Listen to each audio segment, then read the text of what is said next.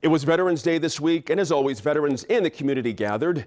And this week, correspondent and U.S. Army veteran Floyd Vasquez tells us about a struggle veterans are going through here in New Mexico. If you've listened to elected officials and appointees extol our veterans and praise government efforts to serve them, you may be in for a shock. This struggle is between veterans who answered the call to serve and the state government that claims sovereign immunity from a law designed to protect the jobs of those veterans. It's a case with national implications and is being watched closely by stakeholders nationwide. The Uniformed Services Employment and Reemployment Rights Act, known as USERRA, is the law that protects service members' reemployment rights when returning from a period of service, including those called up from the reserves or National Guard. It prohibits employer discrimination based on military service or obligation. Congress enacted USERRA in 1994. It was incorporated into New Mexico law in 2004, and it remains on the books. Joining us today to discuss an issue of concern to all New Mexicans, and certainly to members of the New Mexico National Guard and Reserves, is Sergeant First Class Philip Ramirez, a member of the New Mexico National Guard, Dave Peterson, General Counsel, Office of the New Mexico Attorney General, and Gary Kaiser, Program Support Manager, Employer Support of the Guard and Reserves. Thank you all very much for coming in. Thank you. Sergeant Ramirez, let's start with you. Thank you for your service and for agreeing to be here today. Now, where are you from? I'm from Gallup, New Mexico. From Gallup, and you joined the New Mexico National Guard, what, in the early 90s? Yes, sir, in 1991, 22nd of August. It's a day you remember well. Now, in 1997, you started working as a community support officer for the New Mexico Children, Youth, and Families Department. Was that also in Gallup? Yes, sir. And you were working with at-risk kids? With the juvenile probation and parole kids, yes. Okay. Then in 2005, you got orders for Iraq. Tell us about that. Where did you go, and what was your unit's mission there? We were deployed to Iraq. Initially, it was we started off in Iraq, and then we ended up in Kuwait. But our mission was we were responsible for the sustainment pushes, vital sustainment pushes that go into Iraq as far as all the supplies needed. So we, our job was to provide security for the trucks that are going into Iraq with all the supplies. And meaning, you know, it's a 3-to-1 ratio. So we have 10 diesels per gun truck. So when we did one, it's called one push. When we did one push, you got 30 vehicles for 3 gun trucks, meaning the gun trucks are your Humvees that have the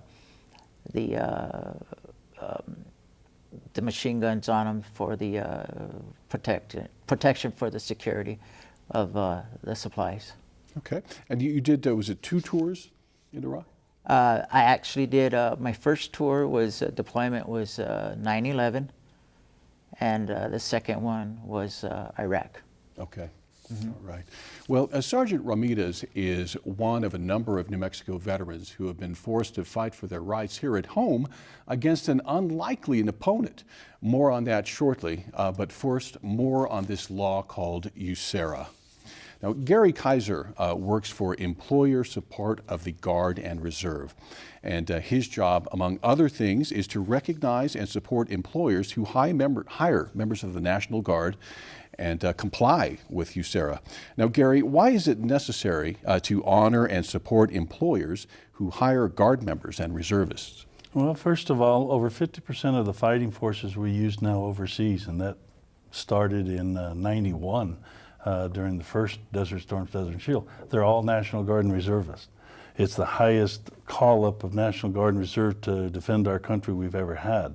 So as a result, it had a significant impact on employers who count on those high professionals to make their jobs easier and to make their company successful.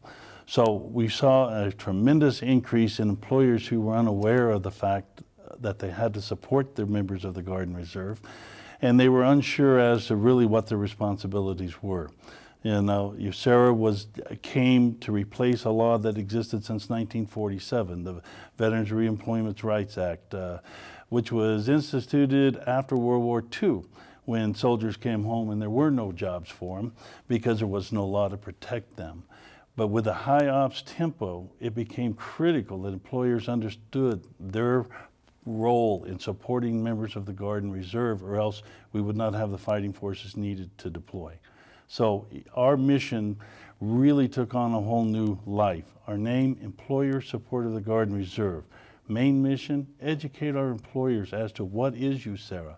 Why is it to their benefit to support members of the National Guard? And we encourage them to look at what our members of our Guard and Reserves are highly professional, highly trained, and what they bring to the table to an employer.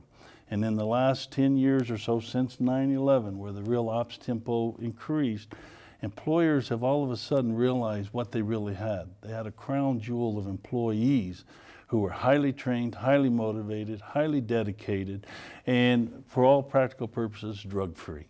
I mean, what more could you ask in one of your employees? So we encourage them to support their members of the National Guard and Reserve. And we also provide help in educating them on what is USERRA, what does it mean for an employer. And what about that? What are some of the requirements of USERRA? The simplest way of explaining USERRA is let my people go. And it's not a matter of, okay, how about in 6 months? We have guardsmen right now that get called 24 hours a day. If something in this state were to transpire, the Conscious Fire, floods Ruidoso, Carlsbad, within 24 hours, members of our Guard and Reserve are on duty supporting our state. That's their state mission. Conversely, we have scheduled rotations in support of the regular Army, the Air National Guard, and as our reserves in the Navy and the Army do, they are standing by, trained, ready to go, augment the active duty forces, whether it be Iraq, Afghanistan, anywhere in the world. And we still have a lot of Guard and Reservists doing that mission. As our full-time force draws down, the Guard and Reserve is going to be relied on even more to do the treaties that we have and protect our country. So employers need to understand that they must let them go. Normally they get advance notice so they can make arrangements. If you're a small business, you only have 3-4 people working for you and 1 or 2 are in the National Guard and they get called, your business is severely impacted. Large companies don't feel it quite as bad because they have more employees. But we find a lot of employers were not aware of the laws until all of a sudden Johnny had to go to war, and then they were totally lost. So our mission became very important to educate employers. And when they do a great job, and I'm telling you, New Mexico is a very pro-patriotic state when it comes to support of our military. And when they have to let their employees go, they stay in touch with them. You know, they try to help their families out, and that deserves some kind of recognition. Okay, I understand. Now to the issue at hand. Sergeant Ramirez is one of a number of veterans, officers enlisted, who have been stymied in their efforts to secure their rights under USERRA, specifically service members who are or were employed by the state of New Mexico.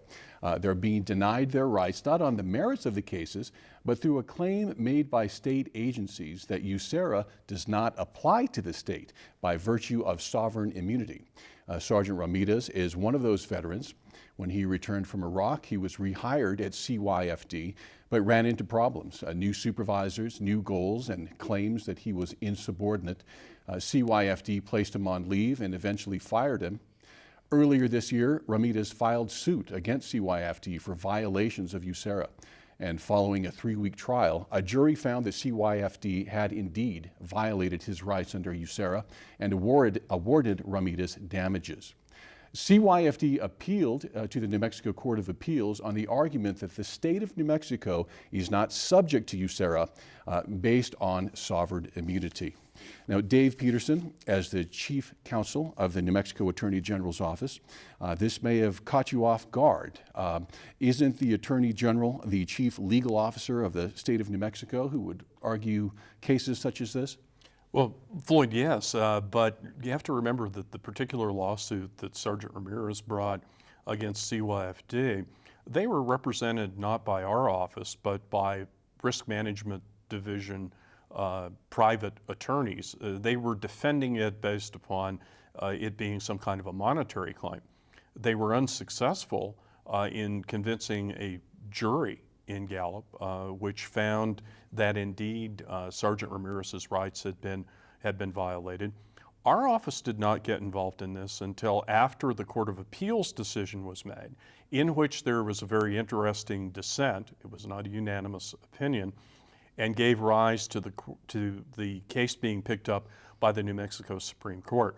Our office, the Attorney General's office, is allowed to intervene in any lawsuit where we believe it is in the best interest of New Mexico and its citizens, and where we think that a bad legal theory is being advanced, or we think that it is inappropriate policy being advanced. Our office chose to intervene, along with some very interesting legal allies that ordinarily are not on the same side of cases, entities like the American Civil Liberties Union, the United States Department of Justice, the Reserve Officers Association. This is a case, Floyd, that has implications not just for Sergeant Ramirez or even just New Mexico veterans, but has national implications. And part of it is this interesting aspect of it that the law specifically covers private employers and employees.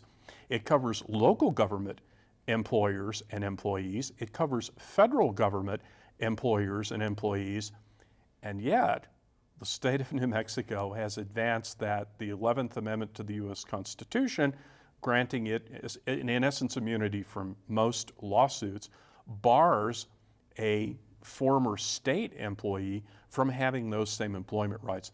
Well, that, Floyd, just not only does it not seem fair, it seemed that it would be highly unlikely that Congress would have intended that kind of a result. And when we got into the lawsuit and we did the historical analysis, which interestingly enough goes way, way back beyond merely World War II, this goes back literally to the founding of the Republic and how Revolutionary War soldiers were treated or mistreated by the government in regards to pension rights and other things like that. And I think, as Gary has said, this is also a recognition in modern times of how significant the Guard and Reserve have become in being deployed, especially in missions overseas, for extended periods of time and repeatedly.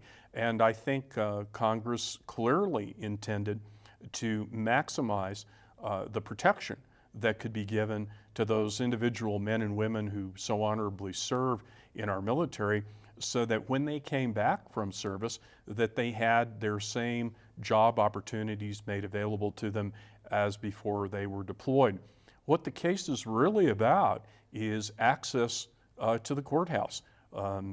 Somebody wants to close the courthouse door on a whole category and class of potential claimants, and our office felt that that was inappropriate.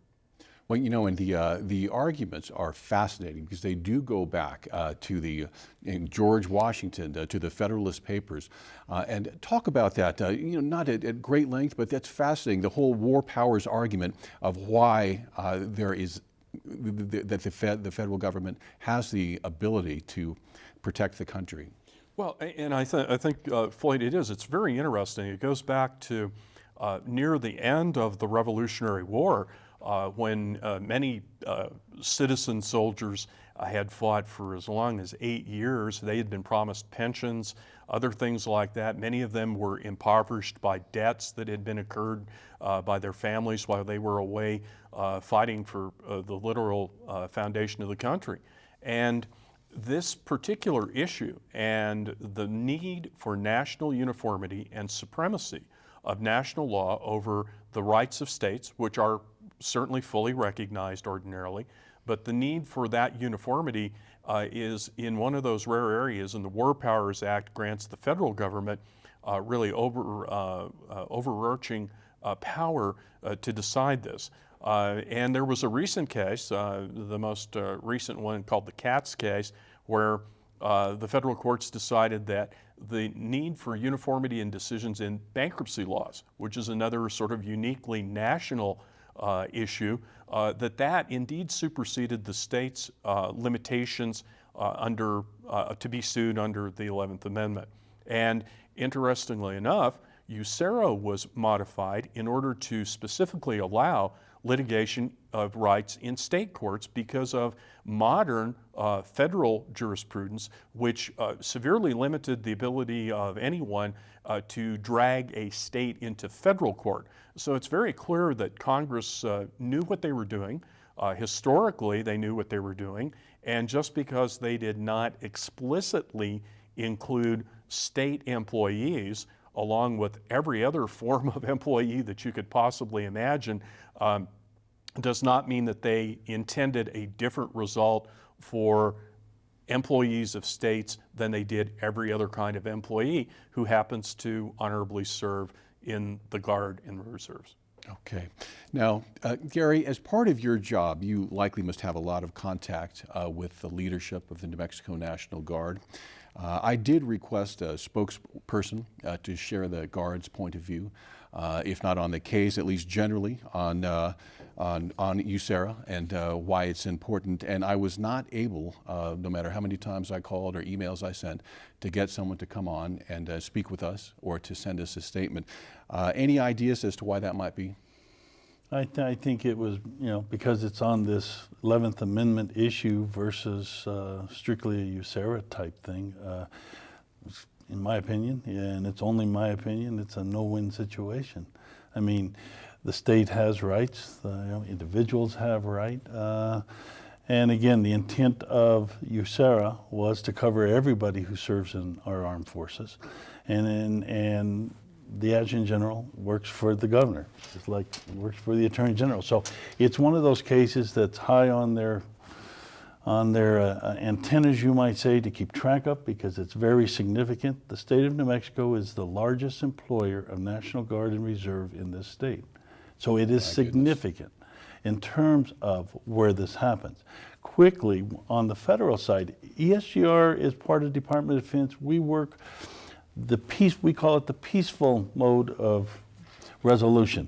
We intercede as ombudsman to encourage employers read the law, make their own interpretations, and then do what's right for the Guard and Reserve. 90% of the time, it works because HRs or business owners aren't really aware of what the law says. When it doesn't, a Guard or Reservist has options. They can hire their own attorney, which Ramirez has done, or they can go to the U.S. Department of Labor, who has an individual, the DVET as he's called, George Rydell in this state right now is the DVET. They will then, as Department of Labor, do an official with subpoena power between this story versus that story, who's right, who's wrong, interpretation of USERRA, and advise the employer, you are violated or you didn't. If they violated, they're given a chance to resolve it. If they refuse, it goes to the U.S. attorney versus state. That's the difference between the SGR and them. But once you get a lawyer, you're kind of on your own, which is why U.S. attorney, the state attorneys are. Well, let me ask you very briefly, if I'm a member of the New Mexico National Guard and I'd like to meet up with you or one of your folks to talk about this, how would I reach you? Call me at our office is at the Wyoming National Guard Armory, 600 Wyoming. I'm at 271-7117 is my extension. Okay. And again, my job is to resolve issues, whether they be on the military side or the employer side, because yes, we have commanders of all Guard and Reserve we're in contact with. Okay.